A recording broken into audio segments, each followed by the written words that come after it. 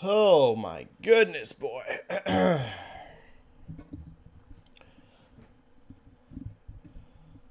Oh my goodness. Hello, hello.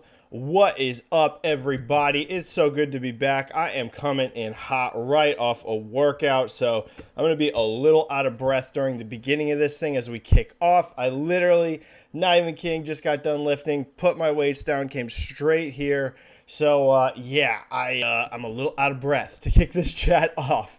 So what is up, everyone? It's so good to see you. It's so good to be back. Sorry there was no live chat last week. My work schedule has been completely insane. So I have actually worked, and for some of you, this might not seem like, oh, that's not that crazy, but it's a lot. I've worked 9 out of the last 10 days in a row. I've really only had 1 day off for the last 2 weeks, and I'm still working today, and I finally get a day off tomorrow. So my work schedule has been completely insane. I've had basically like no time to do anything. So I apologize that there was no live chat last week. There was plenty of topics worth talking about. It wasn't anything like that. It was just that literally it was so hard to find time with my work schedule right now. So I'm glad to be back. I'm glad to be squeezing one in here at the end of February. Today I do have a hard out, so we're going to be going for basically just like right at an hour, and then I'm going to have to bounce out because I've got to go to work. So what can we talk about? There's tons of stuff. Tons and tons and tons and tons and tons of topics to talk about. So we found out that Call of Duty, next year's Call of Duty 2024, or 2023, I apologize. It is 2024 now, but what was supposed to be Call of Duty 2023 being developed by Treyarch, that game has been delayed to 2024. We found that out via Jason Schreier and Bloomberg. Pretty huge news. That's going to basically be the first time in, I think he said almost 2 decades that we haven't had a mainline Call of Duty title releasing in a year. So that's pretty wild. We can talk about the ramifications of that, what it means. Uncharted came out in the movie theater. It's been a big box office success. We have found out via Sony that it sounds like that this is now considered a franchise internally at Sony. Sounds like we're definitely getting an Uncharted sequel. We can talk about that. We can talk about the February game releases, which have been completely insane, how they've been performing all month. We've seen so many games just come out and sell tons, hit huge concurrent players. February has just been an amazing month for the industry in terms of software. Elden Ring is out. It's breaking records on Steam. However, it is being met with major controversy because of the performance of this game in terms of frame rate. So there's a huge debate going online right now between critics and users. Did it deserve these incredible scores it got? We can dive into all that and so much more. So if this is your first time ever as part of my live chat, basically the way this works, it's a stream, it's a show, it's 100% driven by you, your comments, your questions. We break down the latest news in the video game industry. There's going to be 2 ways for you to do that. First of all, of course, there is the free method. You just type a question, it pops into chat, and I get to as many free questions as I possibly can. If you want to guarantee that I get to your question, the way to do that is going to be the super chat option, but don't feel pressured, don't feel obligated to donate into super chat. It's just a way to help support me, help support the channel, and guarantee that I get to your question. All right, I'm going to be super gross really quick, chug this protein shake, and then we are diving into your comments and questions. So I'm happy to get going. Let me hit this really quick. I promise I'm going to smash this thing down and then we're going. So give me just a second.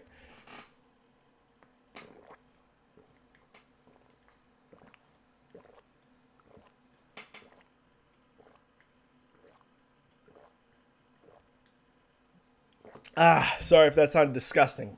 I'm sure it sounded disgusting on my mic. All right, let's get rocking. Let's get going. We got a couple super chats popping in. So Plastic Hearts Podcast kicks us off with a $9.99 super chat. Benji boy, so much gaming stuff has happened since last stream. I know, it's been insane. Also, the world is falling apart, so that's cool. No question today. Just keep being awesome. Well, thank you so much, Plastic Hearts Podcast. Amazingly kind of you. Thank you for always being so supportive in chat. And yeah, there is a ton of gaming news that has happened in the last 2 weeks. Right now we don't have a ton of people in chat. I'm not super surprised by that. It's a Friday stream. A lot of people are probably out doing stuff or at work. So, but we do have a lot of topics. So hopefully there's a good amount of questions, even if we don't have a ton of people in chat. So thank you so much. And yeah, it's really sad what's happening in Ukraine. Obviously, my thoughts are with everybody in Ukraine. It's an incredibly sad situation. Thank you for that super chat, Plastic Hearts. Timmer72299 with a 2 super chat saying, no question today. Just wanted to show my support. Again, thank you so much. That's 2 people just being very generous. 2 guys that are always in chat, Plastic Hearts and Timmer, just with nice supporting messages. Thank you so much, guys.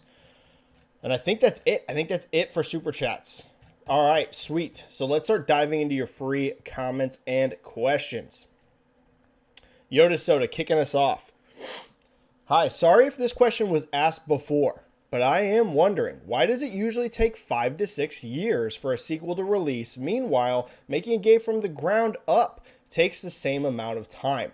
I'm talking about open world games like Spider-Man and Horizon. Why did it take them 5 to 6 years to make it from the ground up, then take them the same amount of time to make a sequel? I am new to the industry. So, Yoda Soda, oftentimes the sequel actually can be made faster. Now, is this always true? Of course not, right? We see some games where it's many, many, many years in between installments. For the most part, though, usually, yes, the sequel can be somewhat easier to get out because you already have all your core concepts, right? You've already created your universe. You've already done all that massive amount of pre-production that goes into a new IP. Obviously, even a sequel is going to have pre-production as you plan out what's new, what's next in this game, but the huge bulk of it, like figuring out what your game series even is, right? That's done with your first installment. The main reason I think that you're seeing Horizon, Spider-Man, right, these ones take basically the same amount of time is, of course, because that pandemic effect, right? We've talked about it on this chat a lot. Basically, the pandemic, as a rough rule of thumb, and this isn't true for every single game, but like from what we've seen as a rough estimate, every single game you can basically tack an extra year onto it because of the pandemic, right? So I think that's the main reason why you're seeing such a long gap between like Spider-Man and Horizon and all that. It's probably because of the pandemic, right? Maybe these games would have hit a year sooner than they are if the pandemic didn't happen. That's no guarantee, but we've seen so many delays across the board in the industry that probably a pretty safe guess. So that would be my main assumption there. However, also, like if anyone's playing Horizon Forbidden West right now, that game's incredibly ambitious. It's gigantic. We haven't really seen Spider-Man yet. So, maybe that's going to also be gigantically ambitious. But I think the main factor here is that pandemic effect. So I think that's the main thing. General rule of thumb is usually you can get a sequel out faster, but that's not always true. All right, the Deadly 8. With E3 slowly reaching its end, you think publishers are happy about that because now they can announce games whenever they want without other games fighting for attention. Is E3 dying good for the industry? Deadly 8, this is actually a fascinating question. So here's the thing. The thing that we learned really in the last 2 years without like E3 being a thing is that, like the industry does not need E3 in terms of like making their major announcements. However, I think the big loss that happens with E3 is the networking side of things, right? E3 was super important for giant game announcements, for getting everything out there. That was always like, kind of the main thing for E3. Well, at least in recent years. It used to be really important for the press, for coverage back before, internet became so mainstream and everyone can just log in. Then it became almost more marketing, right? It used to be a true press event where it was really targeted towards the press so that the press could go out there and market the game for you, right? They could go out and do previews and talk about how all this amazing stuff.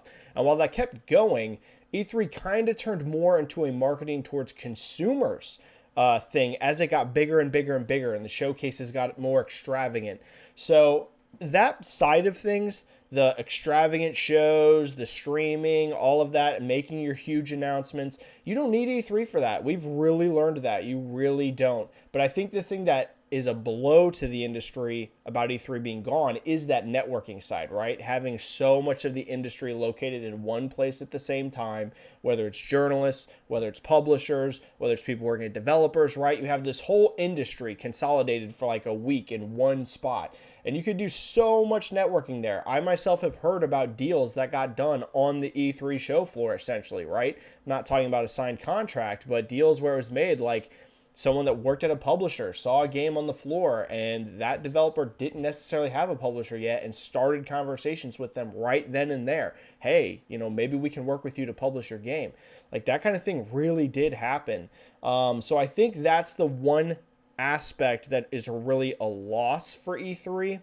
So it's a bit of a mixed bag. We don't need E3 for these big giant announcements. It's fun. I love E3. I think most people love to have that week of hype announcements. You don't need it for that, but I am a little wondering what's going to happen with that networking side of things, right? So yeah, it's interesting. It's a bit of a mixed bag, I'd say, Deadly Ape. I think we had 2 super chats pop in. Let me hit those super chats really quick. Thank you so much, guys. Let's see. We do. We got 2 of them. Benji here with a 10. Thank you so much, Benji. Hi, Benji. Has Horizon Forbidden West been Breath of the Wilded? This is a great question. We need to talk about this. Breath of the Wild took a bit of the shine of the first Horizon. This time, it's Elden Ring. 97 Metacritic as Breath of the Wild. Is this time a bigger impact? So this is a fascinating question. And what are the odds that this would happen to the Horizon franchise quite literally 2 times in a row? Guys, it's like shocking how much this has happened twice in a row. Not only did Horizon Zero Dawn come out, and then very shortly afterwards you had Breath of the Wild come out, which, obviously, I don't want to say, here's the thing, before I get more in depth, I don't think that Elden Ring or Horizon, or Breath of the Wild completely overshadowed Horizon to the point where it became a forgotten thing, right? Because you kind of see some memes and stuff about that, like, oh, Horizon, it got just crushed. Keep in mind, y'all, Horizon Zero Dawn sold over 20 million units. It was still a giant game, right? It was still giant, even with Breath of the Wild in terms of media kind of overshadowing it. With Elden Ring, here's the thing. The plagued issues for frame rate, particularly on PC, are really actually taking away from the shine of Elden Ring right now. So if Elden Ring was completely polished to the max, I would say it would be a bigger impact. Here's the thing. I don't know this yet. It seems extremely unlikely that Horizon Forbidden West came anywhere near a record for Sony. This is surprising to me. So what do I mean by that? Sony still has done 0 PR for this game. It's been out for a week, and we don't have a single sales number for it, right? Most of their recent big games, they've given us that 3-day milestone. Seriously, most of the big exclusives. The Last of Us, we got it. God of War, we got it. Spider-Man, we got it. Ghost of Tsushima. And there's nothing for Horizon Forbidden West. That tells to me, I don't think it sold over 3 million in its first 3 days. I really thought this game was going to be over 3 million. I'm starting to think it really did not. And we have some other indications outside of lack of PR that probably didn't happen. First of all, in the UK, even factoring digital, Forbidden West came in under Zero Dawn in the UK. Now, it was a very small gap once digital got added, right? It was only a 7% difference between Forbidden West and Zero Dawn. And Zero Dawn had more days on the market. So if you want to go day for day aligned, Forbidden West in the UK probably on a daily basis was only very slightly above Zero Dawn. Then what we saw in Japan is a very similar situation. Physical is actually down from Zero Dawn again. However, keep in mind, digital will have increased in Zero Dawn, but it didn't increase by a drastic, massive, incredible amount to where it's it doubled the sales. So even if Forbidden West in Japan matched or was slightly ahead of Zero Dawn with digital, again, we're talking about it didn't come out hugely ahead of Zero Dawn. So what does this mean? Why is this happening? You never know. Maybe Sony's going to come out and surprise and do really late PR. That would be surprising to me. But the fact they've said nothing and the charts we've seen, it doesn't look like Forbidden West greatly outsold Zero Dawn at launch. Here's what I think. Does it have anything to do with Elden Ring in particular? I actually don't really think so. I think the bigger issue here is that PS5 shortages are really affecting these games' launches. And people are going to talk about, hey, Forbidden West was cross-gen, which is absolutely true, right? It was available on PlayStation 4. But what we've seen from many games, even at launch, they were leaning more towards PlayStation 5 than PlayStation 4, even when PS5 has a massively smaller user base. This is sending a very clear message that a lot of people that haven't gotten PS5s are waiting to buy games until they can get a PS5. I think that's what we're seeing here with Horizon.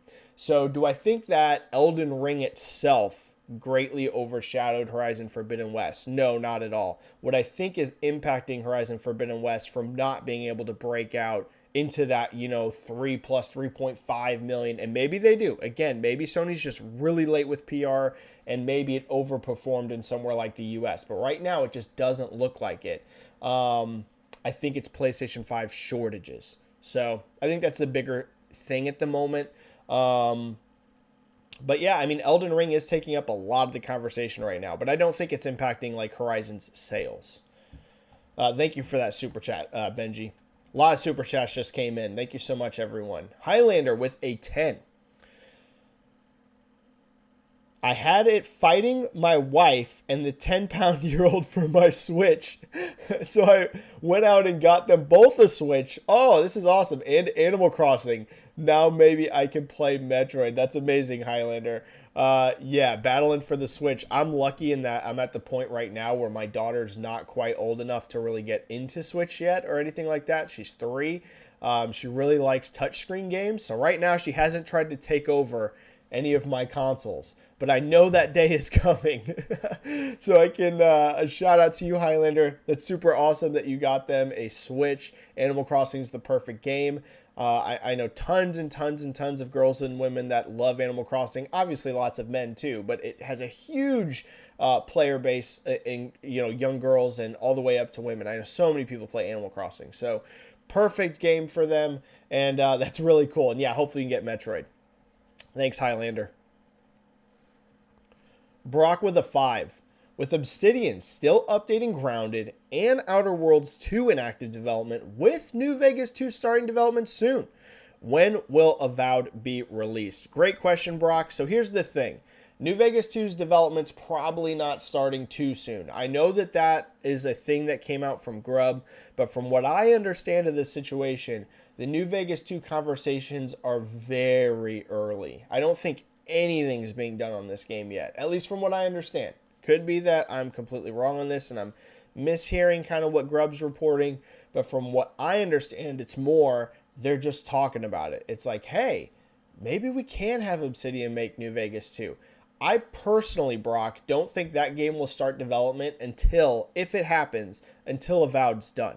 So, because dude, I know that Obsidian's great at managing multiple projects, but like you said, that's Grounded, Outer Worlds 2, Avowed, and New Vegas. Can they do 4 games at once? I really can't see that, right? So, my hunch, they'll probably just all hands on deck right now with Grounded, Outer Worlds 2, and Avowed. And once Avowed's out, maybe that's whenever they'll start full development on New Vegas 2. That would be my guess, Brock. So if they are starting up on New Vegas 2, probably just very early conversations, very early just, thinking about what the project could be. But I doubt that game is actually even in what would be considered pre-production yet. Like, I'd be surprised about that. Avowed, I'm guessing, is going to come out next year. I don't know that for a fact by any means. My guess is that that's a 2023 game, so maybe that's whenever they would start active development on that. Never know. Maybe it slips into 2022, but I can't see it. 2022 seems to be all about Redfall and Starfield. So my guess is Avowed's 2023. Thanks, Brock. Plastic Hearts Podcast here with another 5. Also, Benji Boy, you bulking up there, bud. Looking a little thick. Hitting the gym hard, dude. Respect. Also, PS State of Play in March. Yes, I have gained a lot. I am making great progress. So, yep. I started. So, as of January 1st, I was 148 pounds. I was so skinny, dude. I was like rail skinny. And right now today, so from January 1st to today, now I'm weighing about 155. So I've put on about 7 pounds in 2 months. Some of that is absolutely muscle because I have muscle memory, because there's been times in the past I've gotten pretty buff, like, to be honest with you. And muscle memory is a real thing. It's much harder to gain muscle whenever you're like very first starting for the first time ever and you've never worked out. There is such a thing as newbie gains, and newbie gains happens even whenever you have muscle memory. But if your body has already gotten bigger before, it adds muscle quicker the next time you do it. There is seriously scientific evidence of this. So A, muscle memory is helping me pack size on pretty quick. And then B, that's not all going to be muscle weight, right? Some of it's going to be water weight. Right now I am taking creatine. Creatine holds extra water in the muscles. So, that's going to be a factor towards the 7-pound gains in 2 months as well. But yeah, I mean, I'm making this. I'll be the most jacked I've ever been in my life this year. I guarantee it, Plastic Hearts. This year will be my peak in terms of jackedness. So it's going to happen. I'm feeling great. I've been hitting it hard. So I'm still not big, right? I'm 155 at 5'10", and I don't ever plan on being a bodybuilder, but I'm going to be pretty freaking strong this year. Yeah. So thanks, Plastic Hearts. Thanks for noticing. And then state of play in March. I'm thinking so. Right now, that's my estimate. This is no insider information. It's just looking at the release calendar and like what's coming up. Like we mentioned, Horizon Forbidden West is about to, or it just did come out. We got Gran Turismo right around the corner. And after that, we don't have like an exclusive first-party PlayStation game at all with a date yet. There's going to be Forspoken that comes after that, but of course that's not a PlayStation title. It's not even, I don't think, published by PlayStation. I'm pretty sure Square Enix is actually even still the publisher on that game.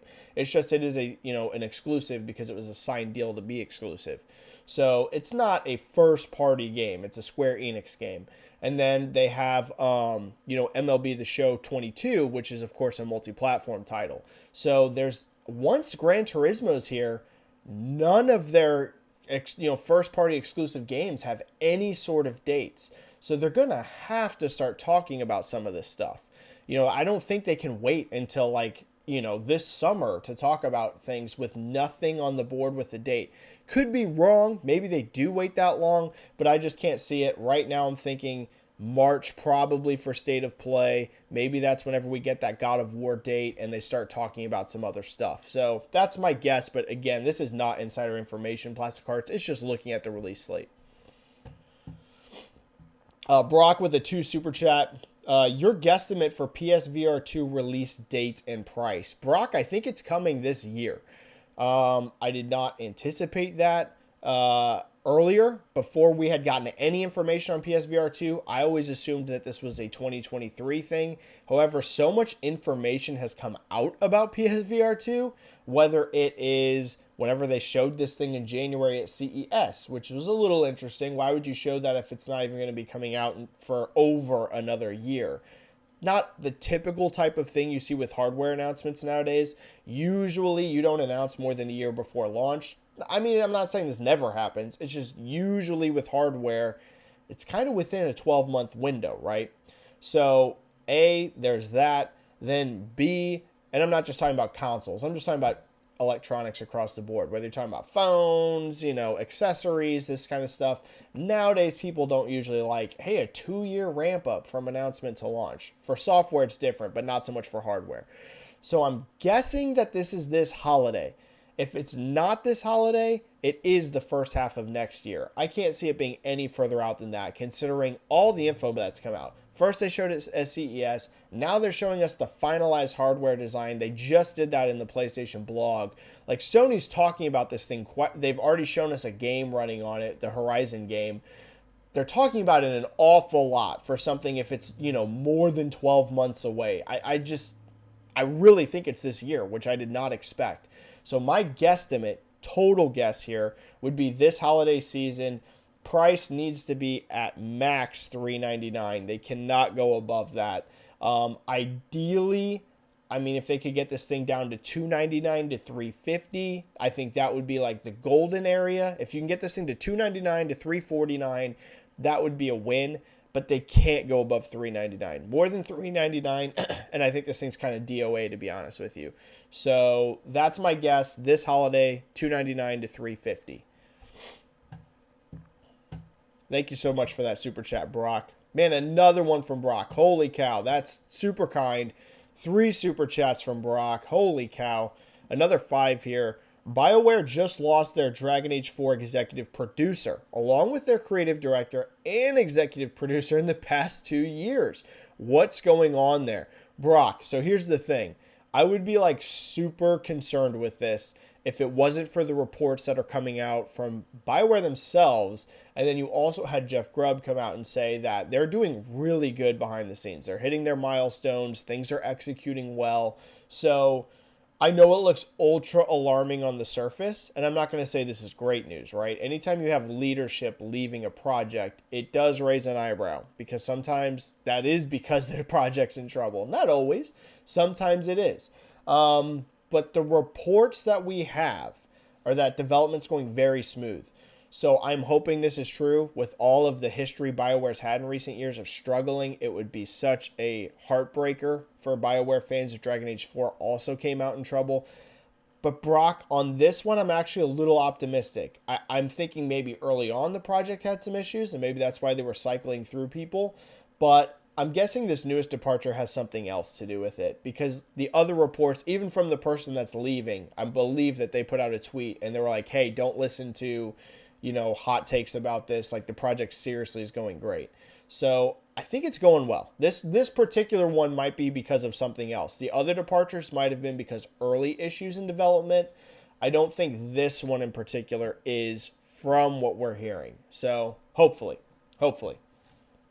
All right, Brock, thank you so much, and thank you everyone for those super chats. That was a lot of kind super chats.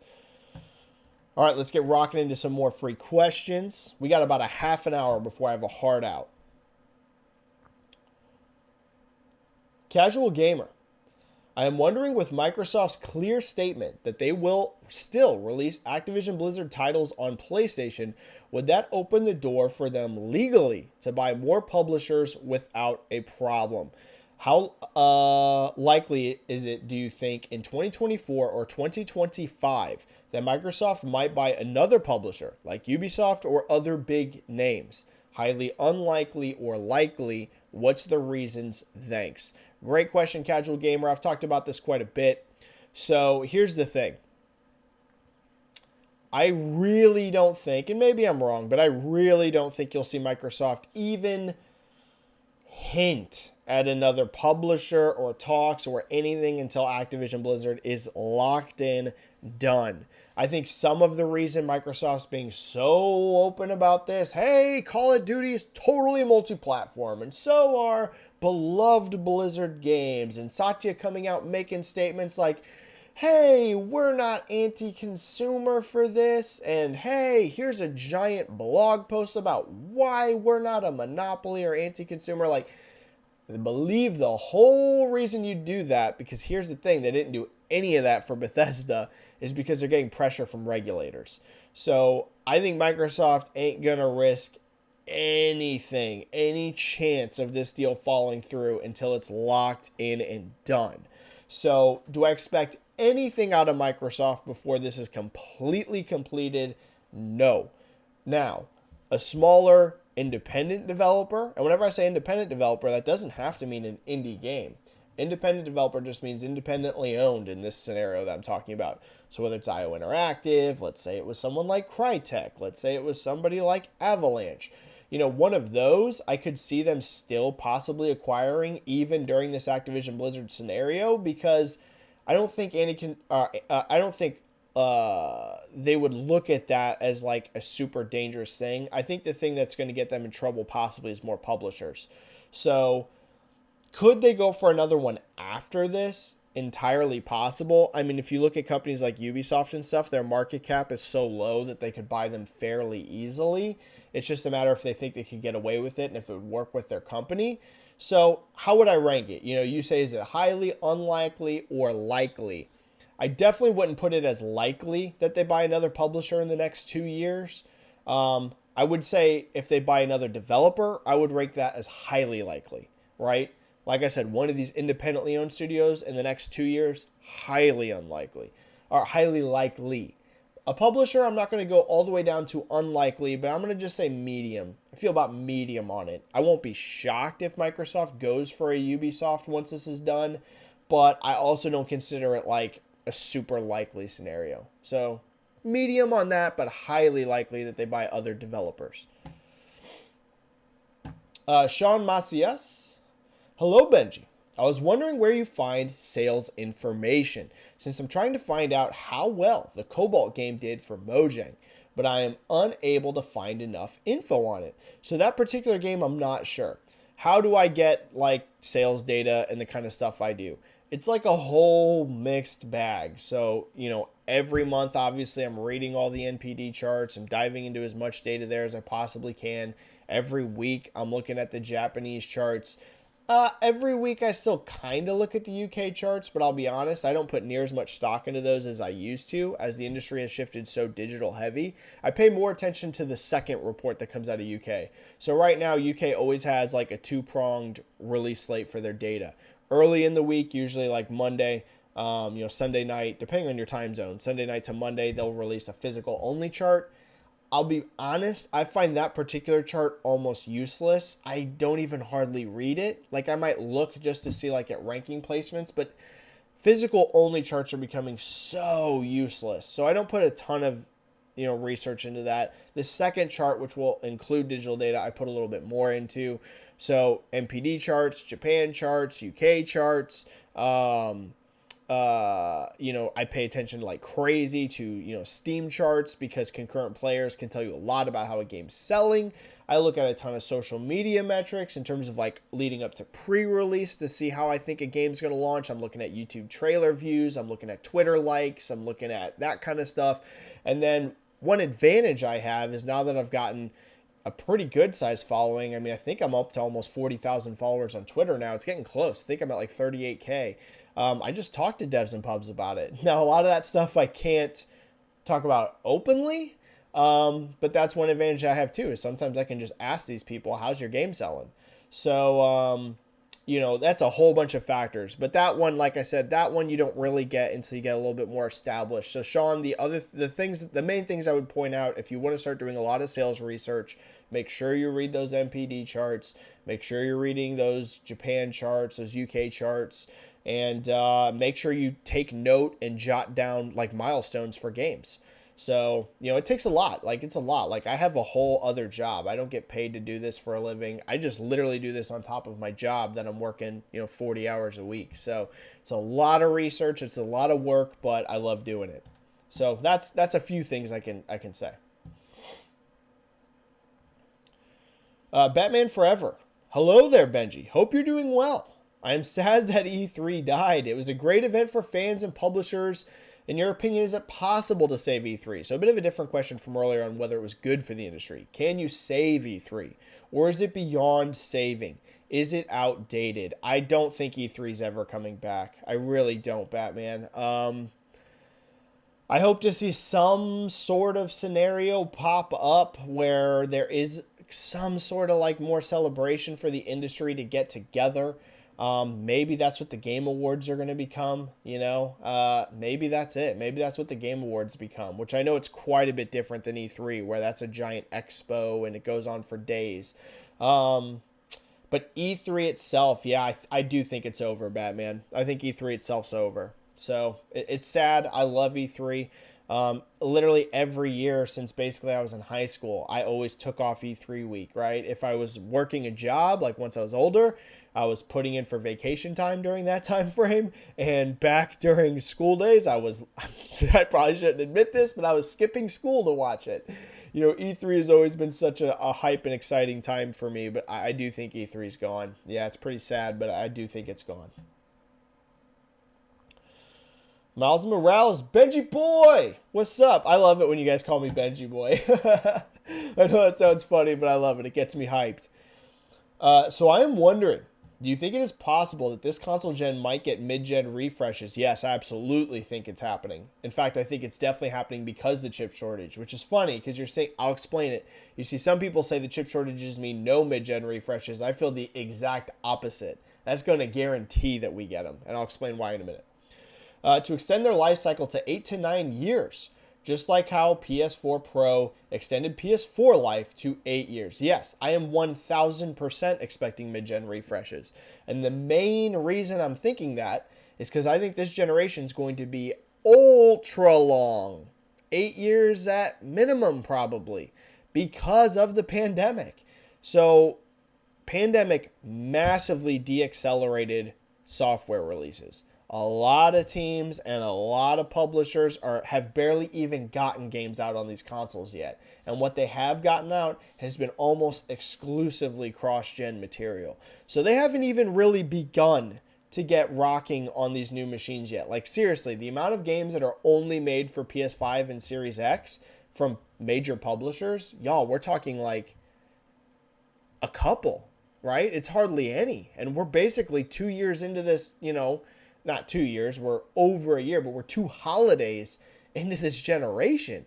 People have barely even started getting their software yet out on these consoles. There ain't no way we're rushing into a new generation soon.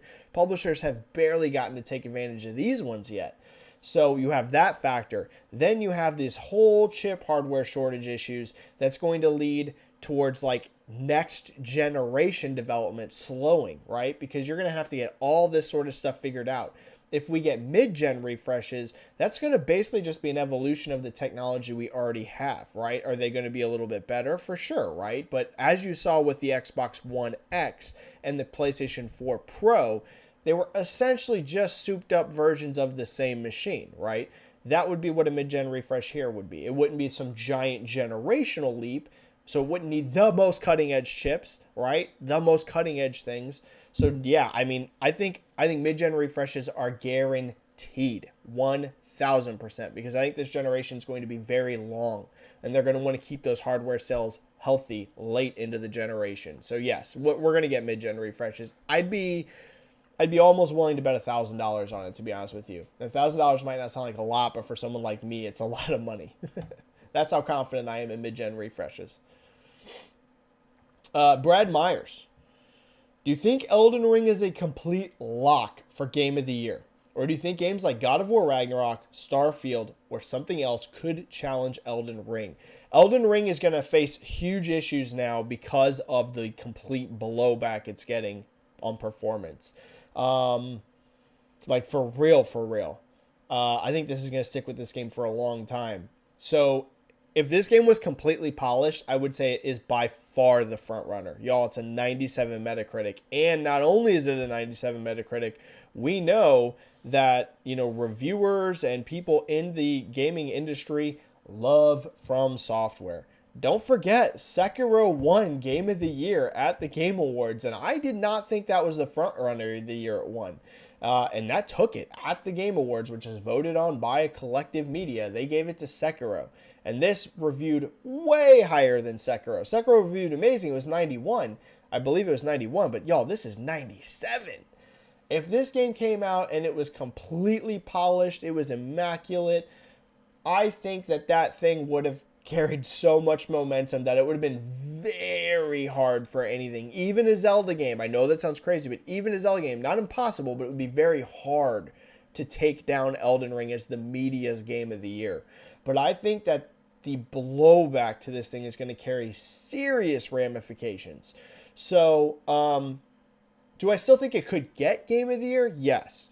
I'm not saying that it's going to get like, this blowback's going to make it ineligible for Game of the Year. No, because, it's voted on by media, who, of course, are the ones that gave it this 97 Metacritic.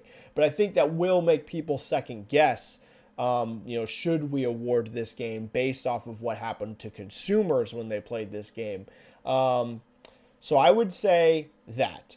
It still is definitely a front runner, right? Like, it's definitely on the short list. Like, there's no way this game's not going to get nominated for Game of the Year. It's just, it will be. But those performance issues, if something like Ragnarok or Starfield or, Breath of the Wild 2, if it makes it this year, if they come out and they're revolutionary and they have, an amazing consumer experience, that could edge it. It's going to be hard. It's going to be tough. But, yeah, the performance issues make it not a lock for me. If it wasn't for that, I think you could say it's a lock. I think it would make it. But that's going to have ramifications. Miles Morales, if we don't get mid-cycle refresh, when do you think the PS6 will release? 2027? Let's think. It came out in... Well, I do think we're going to get mid-gen refreshes, first of all. And then PlayStation 5 was what? 2020, right? Holiday 2020, if I'm remembering right? Because last year's 2021. Yes, holiday 2020. PS6, yeah, 2027, 2028. I'm going to lean towards 2028, though, to be honest with you. I think it's going to be a long generation. Pandemic really slowed everything down. Not just chip shortages. Like I said, people are going to think about the chip shortages, but it's also the huge impact it had on software with everything getting delayed and everything getting pushed back. That's going to add on to this generation as well. I think we had a super chat. Let me see. I think we had a super chat that we missed. Highlander here with your second super chat. Thank you so much, Highlander, with a 10. The Wall Street Journal reported that Bobby Kotick will be leaving when Microsoft's acquisition is completed. Is he saying that there has been no problems with the FTC and DOJ? I just think Microsoft's very confident that it's going to go through. I think they are getting some pushback over this, but my hunch, and none of us know because this is all lawmaking stuff that they literally can't publicly talk about for legal reasons, but my hunch is that there's probably some pressure behind the scenes, but Microsoft still feels confident it's going to get done. So that would be my guess, Highlander. I don't think it's necessarily a lock yet, but Microsoft's probably like, we're facing some resistance, but not like a massive amount. We still think this thing's going to get done. We're still planning, going ahead and starting to make plans. And yeah, you couldn't keep Bobby Kotick, right? There's just no way. It would be completely toxic, and it would put a huge black eye on Microsoft if they kept him around, like for real, for real. So like the man's name is way too tarnished. He's done things that I think we can all agree are pretty despicable.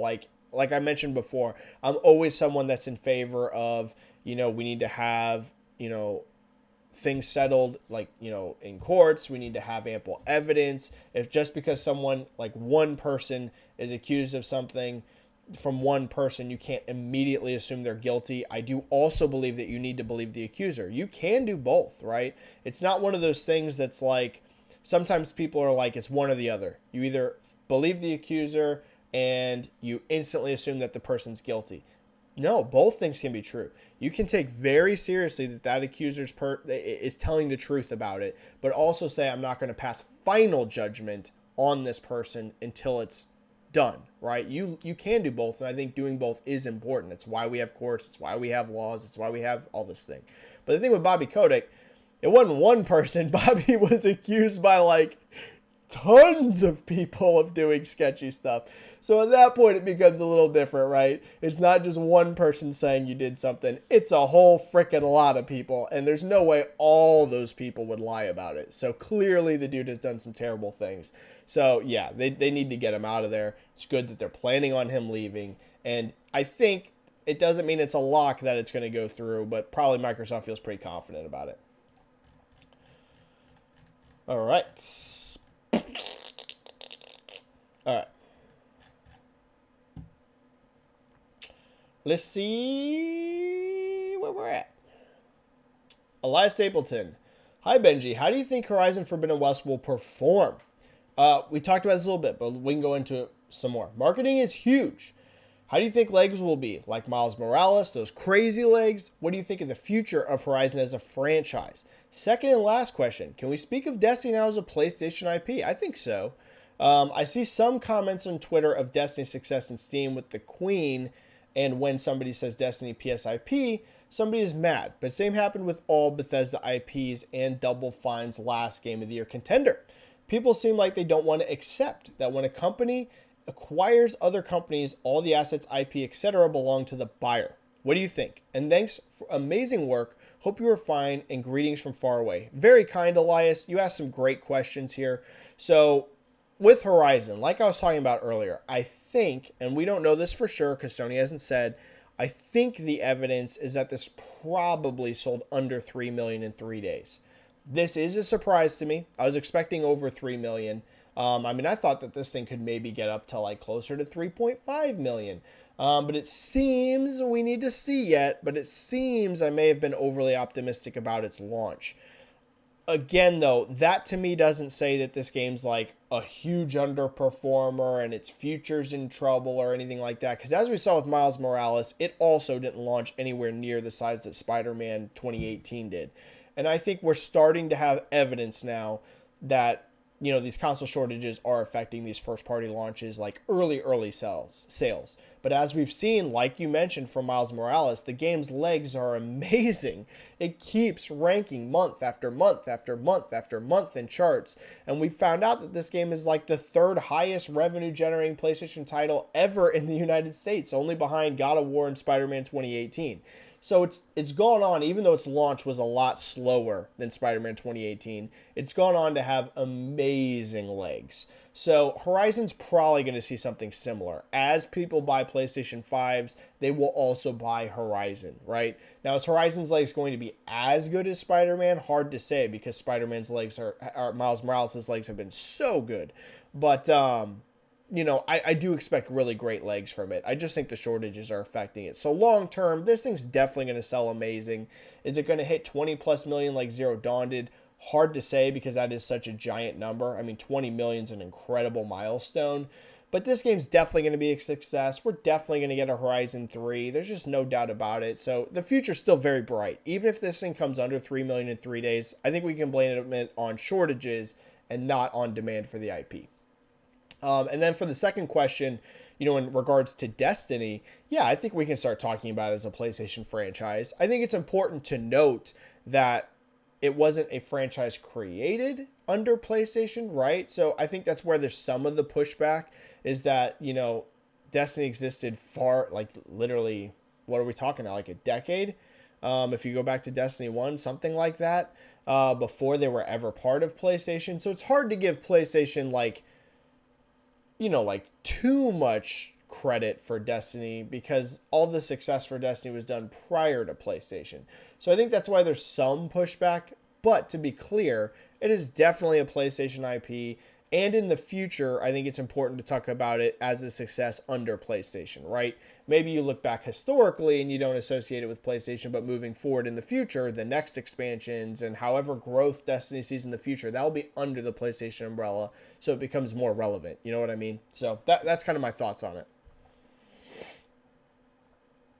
Justin Tanhill, what are your thoughts on the rumor about Fallout New Vegas could be in development? Yeah, we talked about that. I think it's probably true. Makes sense. I've talked about it on Twitter and on this chat before. It made no sense to me that we wouldn't get a new Fallout game for like, what, another 10 or 15 years, considering that Starfield's not even out until the end of this year. Then we're going to have to wait multiple years for Elder Scrolls 6. And then you're telling me we're going to wait multiple years past that for the next Fallout? That seems like a huge mishandling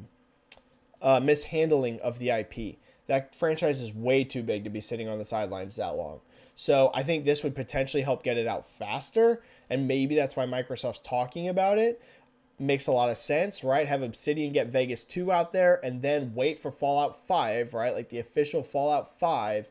Let Bethesda Game Studios themselves do that, because, you know, it makes sense. They really feel passionate about that IP.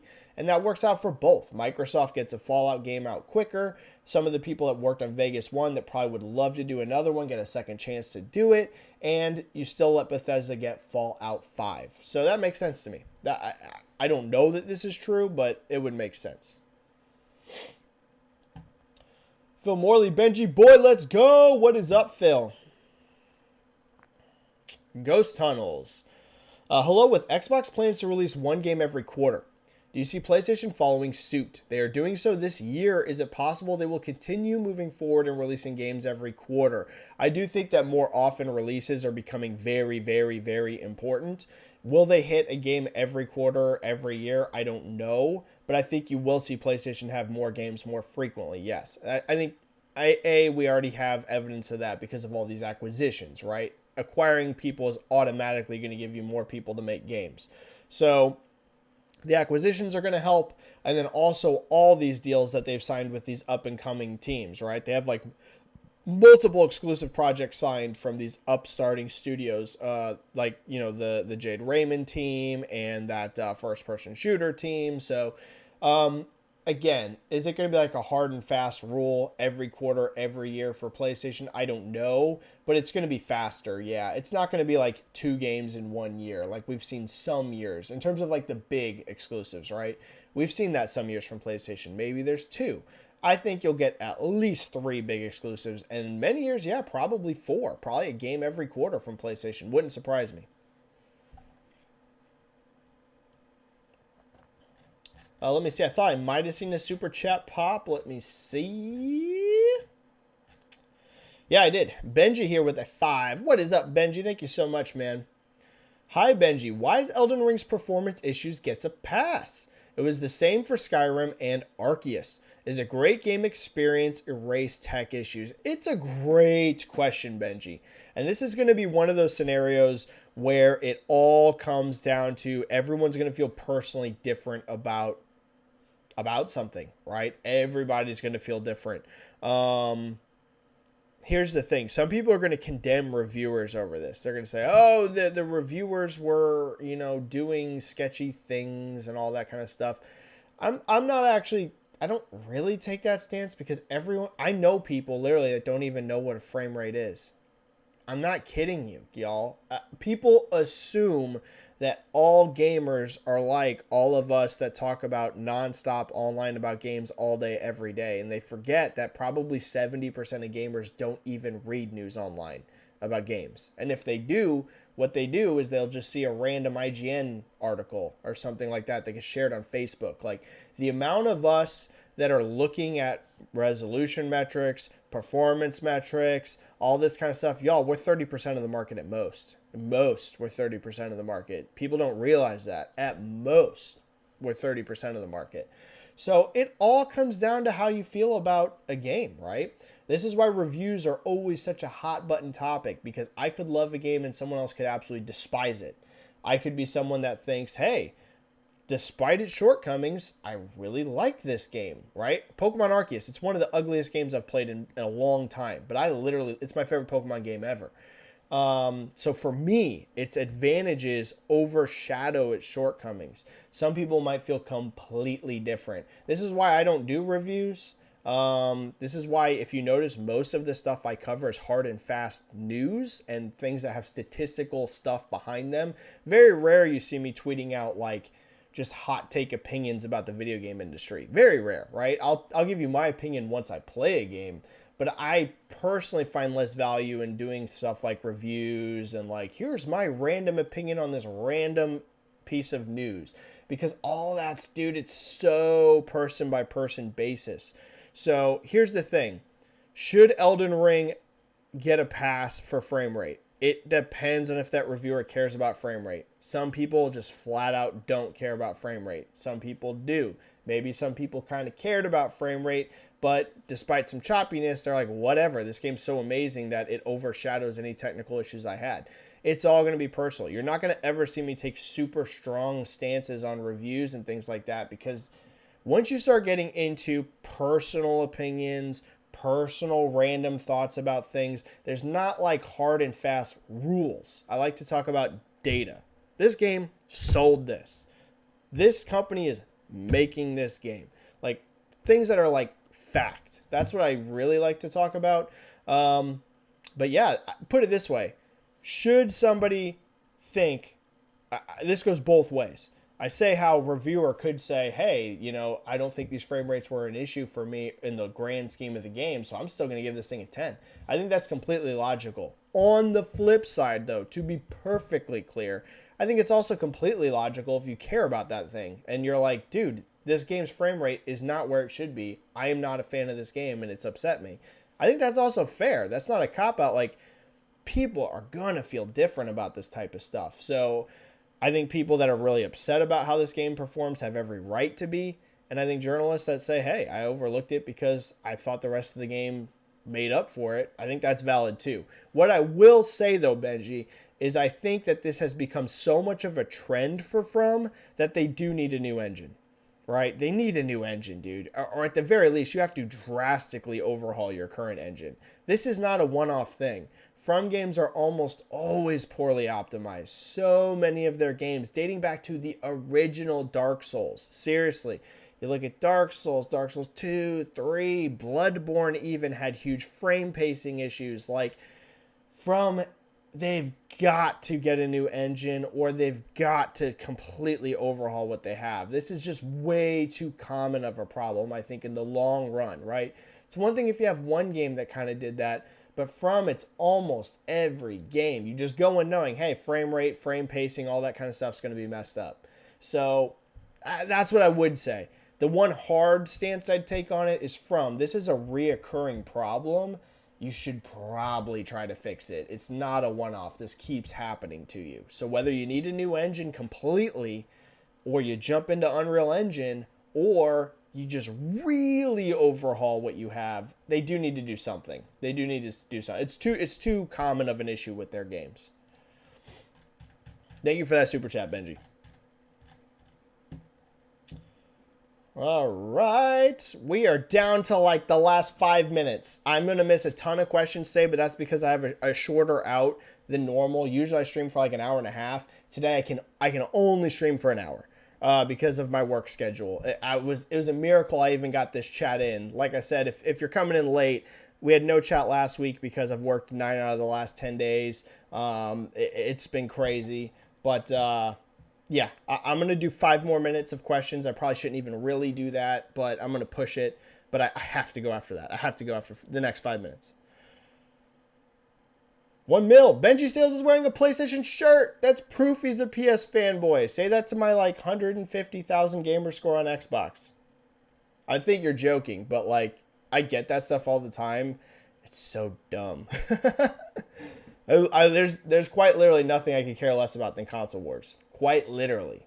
Like if you made a list of things in the video game industry I care about, console wars would literally be on the bottom. And the funny thing is you see a lot of people on Twitter say like, I don't care about console wars, but then all day they're talking about fanboys. If you're spending all day talking about fanboys, that means you kind of do care about console wars. I don't even tweet about it because I literally don't care. It doesn't mean anything to me. Batman Forever.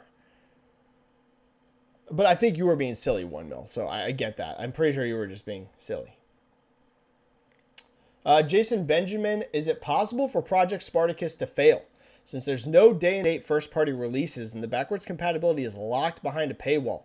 If it fails, could Sony change plans? This is a great question. If it fails, could they cave and start releasing games day and date on the service? Jason, these reports that are coming out of Spartacus, price does seem high for what you get, right? So here's the thing. We need to see how it actually is. But from the current report, it sounds like the main thing you get here is backwards compatibility. And then you're also going to get some stuff like trials, but not actual games. And the price is pretty freaking high. I think it's like $16 a month for the highest tier or something like that. It does feel weird when Xbox is already so like fully backwards compatible. Like even back to original Xbox, you can play a lot of original Xbox games on there, and 360 and One and current generation. It does feel like in terms of like what you're getting for what you're paying, it does feel like way weaker than something like Game Pass, right? Game Pass still, after this dude, seems like way better value. A couple things to keep in mind though.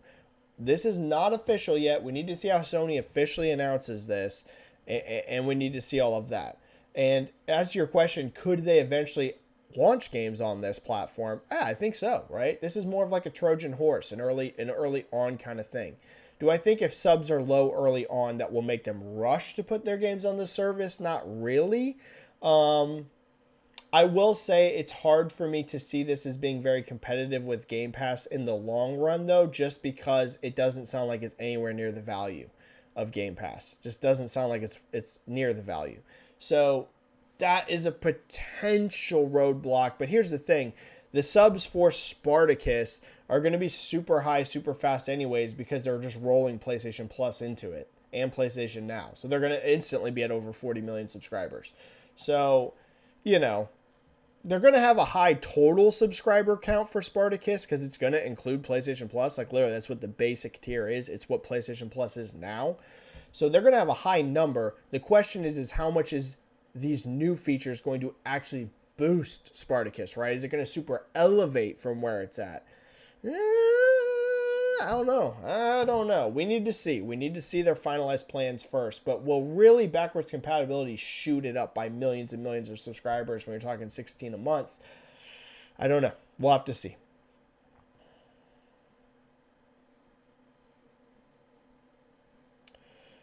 Batman I'm gonna pick, even though there's some good ones, I'm gonna grab like one or two questions from people that didn't get a chance to get a question in.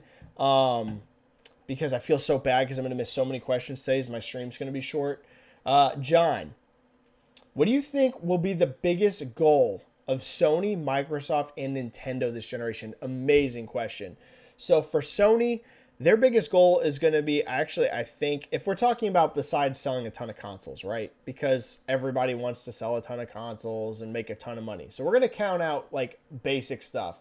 Sell a lot of units, make a lot of money. That's what everyone wants. We're going to go a little more specific, right? What's a specific goal? For Sony, I really think it's growth in first party, like big time. And what I mean by growth in first party, I mean first party revenue. And we have ample evidence of that. We had Sony talk about how they're, exploring more games as a service style things. They have a ton of them in the pipeline. And we had Sony talk flat out about how they want to double first party revenue. So clearly right now, first-party growth is a very big goal for Sony. How can we make our first-party content, which is your most profitable, right? On third-party games, you're only taking a 30% cut of those as the platform holder. On first-party, you're getting 100% return, right? You're the publisher, you're the developer, it all comes back. Doesn't mean it's 100% profit. The game's got to break even first, but you're getting it all back. So it makes sense why you want your first party to be super healthy because that means a ton of profit. So I think that for Sony is their biggest goal. How do we get these games to have way more players than they have right now, to have way more revenue coming in, and to double that first party revenue? So that's what I would say for Sony. Heavy on first party. For Microsoft, yeah, first party is still important, but I think, and we've seen that with their huge amount of growth, but the number one goal, it's Game Pass. That's just a flat out fact. Xbox is Game Pass now, internally. Like, Game Pass is the metric for Xbox. So for Microsoft, it's going to be Game Pass growth. They want to get to 50 million subscribers. I'm sure eventually they want 100 million. But 50 million to me seems like a real big and achievable goal because they're at 25. They're already halfway there. So for Microsoft, it's Game Pass. Get those Game Pass subscribers up. So 50 million subs to Game Pass. And then for Nintendo, I think the most important thing, because we're talking about this generation, is following the success of the Switch, right? We're talking, I think, about the successor here because Switch is so late in its life cycle. It's still going to be around for a few more years, but it's hard to say what's their goal this generation, considering the generation is mostly wrapped up for them. We just are carrying out a last couple of years of software and hardware sales. So next gen, how do you follow up the colossal success of the Switch? It was your most successful console of all time for Nintendo, which is incredible considering how successful the Wii was. How do you follow that up and keep that momentum going? Because the thing is we've seen Nintendo have huge highs and then have huge lows, right? For every Wii, we had a Wii U or a GameCube, right? Like, they've had really high highs and they've had really low lows. So how do you get that back-to-back giant success? Follow that Switch up and still have colossal software sales and hardware sales. That's going to be paramount of importance for Nintendo. All right.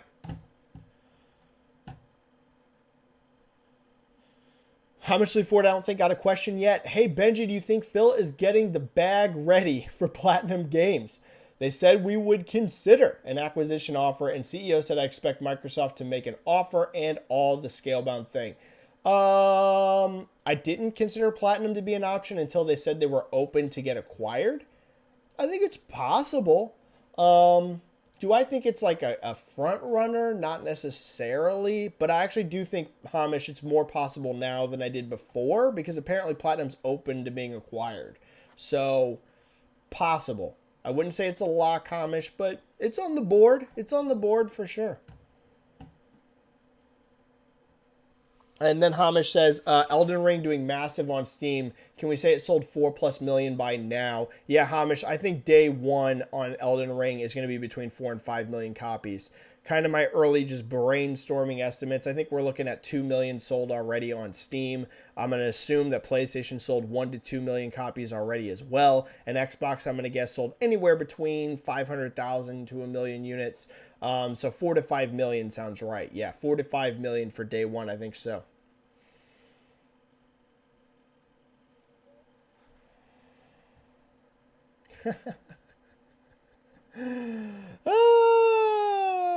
Pat Fury, did Activision dodge a bullet with the Ukraine-Russia war? Modern Warfare usually has Russia at the center. You know what? Honestly, it might have worked out for them that this year's Call of Duty wasn't Modern Warfare because holy cow. Yeah, it's a crazy situation what's going on over there. It's so sad. Okay, everyone, I have to go. I feel so bad, dude. I missed so many questions. This is one of the worst ever for how many questions I missed just because my stream is literally 30 minutes shorter than normal. I apologize, y'all. If I didn't get to your question, I'm so sorry. Bring it back next week. You can keep your exact same question. Bring that bad boy back next week. I won't miss next week. Next week, I will have a chat, I promise. Thanks, everyone. I just have to go to work. If you like doing these chats, make sure you hit like on the video. It helps the YouTube algorithm, helps people find my channel. Subscribe to my channel if you're not already. We usually do one of these chats every single week. Sometimes, rarely, I miss a week, but for the most part, we're here every week. And I'll see y'all soon, either on Twitter or here on YouTube next week. Stay safe, play some games, and I'll catch y'all later. Love you guys. Thank you so much for all your support and amazingness, and I'll see you soon. Bye, everybody. Bye, bye, bye. Peace. Bye. Bye.